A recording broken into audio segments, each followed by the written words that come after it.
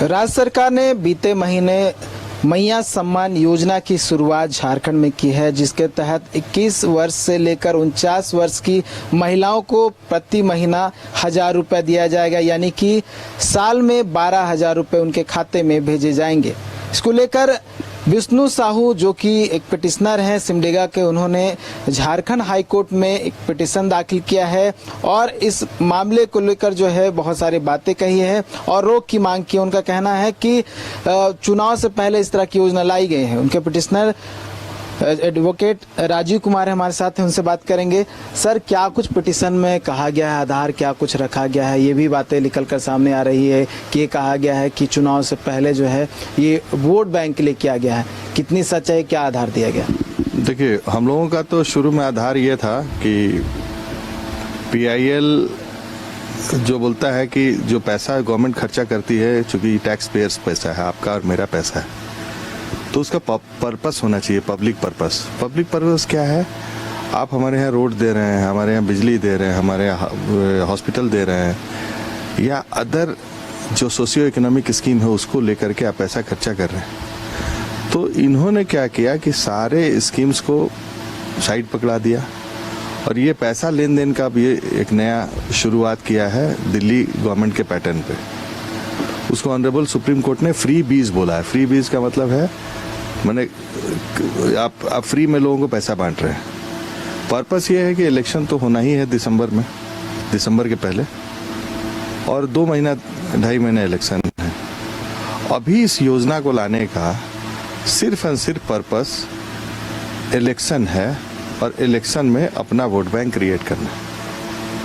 किसी भी महिला का 1,000 रुपया पर मंथ से बहुत ज़्यादा कुछ होने वाला नहीं, लेकिन हाँ, सरकार का हेल्थ जो है ज़रूर गड़बड़ हो जाएगा, फाइनेंशियल हेल्थ। इसलिए कि फाइनेंशियल स्ट्रक्चर हमारा नहीं है झारखंड का कि हम लोग 6,000 करोड़ हर एक साल इस पे हम लोग खर्चा कर पाए। अब देखिए, आपको बता रहे हैं, ये लोग फ्री बिजली भी 200 यूनिट का अनाउंस करने जा रहे हैं या किया है।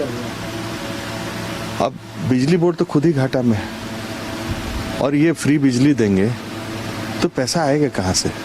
उसमें भी यही मैया सम्मान योजना टाइप का ही पैसा जाएगा बिजली बोर्ड को, यदि बिजली बोर्ड को आगे बिजली यहाँ आना है तब। क्योंकि उम्मीद कम है कि यदि वो बिजली बोर्ड को इस तरह से चूसेंगे तो बिजली जो गांव देहात में 3-4 घंटे मिल रही है वो भी नहीं मिलेगा भविष्य। तो पर्पस क्या है? आप जो है जितने भी वृद्धा पेंशन है, ये है, वो सबको बंद कर रहे हैं। अभी नहीं रिलीज हुआ पैसा, क्योंकि ये चाह रहे हैं कि वही पैसा इसमें ले आए। आप DMFT का पैसा जो है इसमें ला रहे हैं, जिसका पर्पस है सामाजिक काम में इन्वेस्ट करना। तो ये सारी चीजें हैं। ऑनरेबल सुप्रीम कोर्ट ने डेप्रिकेट किया है इस तरह के एक्टिविटीज को कि आप फ्रीबीज नहीं बांट सकते बिना पब्लिक पर्पसेस के। तो एक तो वो हो गया। दूसरा, आपने देखा होगा कल ही कि राज्य सरकार ने सारे प्राइवेट स्कूल्स के बसेस को ले लिए, चिट्ठी लेके लिख करके रांची से, DTO का लेटर। अब तो आपको एजुकेशन में खर्चा करना चाहिए, एजुकेशन को बढ़ावा देना चाहिए, तो एजुकेशन ही बंद कर रहे हैं। एजुकेशन बंद करके क्या कर रहे हैं? इनका प्राइम पर्पस है वोट बैंक और वोट खरीदना। तो वोट नहीं खरीद सकते। ऑनरेबल सुप्रीम कोर्ट का क्लियर है और इवन इसकी सुनवाई होने दीजिए। हमको पूरा विश्वास है कि इसमें ऑनरेबल कोर्ट इंटरफेयर करेगी। दूसरे राज्य में भी इस तरह की योजना है, तो ये तो आधार बन सकता है अगर उनके ओर से अगर जवाब दाखिल हो कि दूसरे राज्य में जब हो रहे तो इस तरह से हम लोग भी तो ला सकते हैं। देखिए, दूसरे राज्यों में जो योजनाएं हैं उनका हेल्थ फाइनेंशियल हेल्थ बहुत अच्छा है।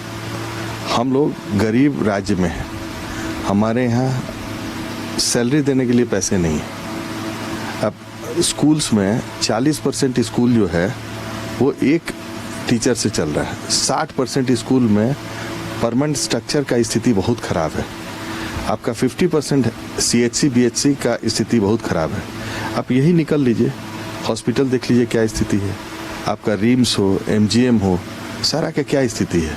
आप वही पैसा यदि उसमें लगा देते, हॉस्पिटल बनाने में या मान लीजिए स्कूल्स बनाने में या स्कूल को इम्प्रूव करने में, वहाँ टीचर्स को सैलरी देने में, टीचर्स का वहाँ स्कूल्स के इंफ्रास्ट्रक्चर को डेवलप करने में, तो होता।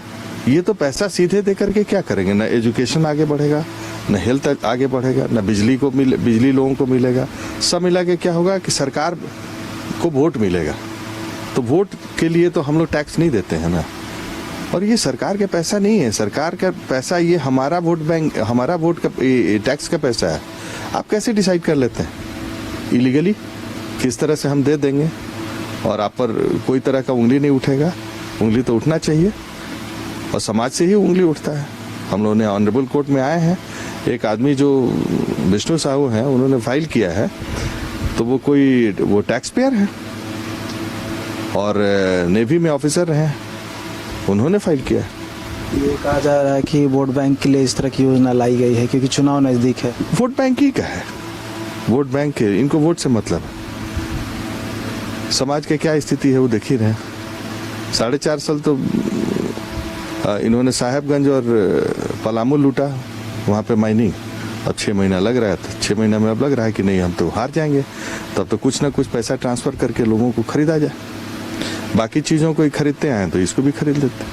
पैसा तो है, टैक्स पेयर्स पैसा, टैक्स पेयर्स का पैसा है। वित्तीय बोझ जो है बढ़ जाएगा राज्य का, क्योंकि बहुत सारी बातें जो है मुख्यमंत्री हेमंत सोरेन भी कहते रहे हैं कि गरीब राज्य है, ऐसे में टैक्स पेयर्स है वो कहीं ना कहीं जो है सवाल खड़ा कर रहे हैं कि ऐसी योजना से वित्तीय बोझ बढ़ेगा और आने वाले समय में राज्य को भी परेशानी हो सकती है।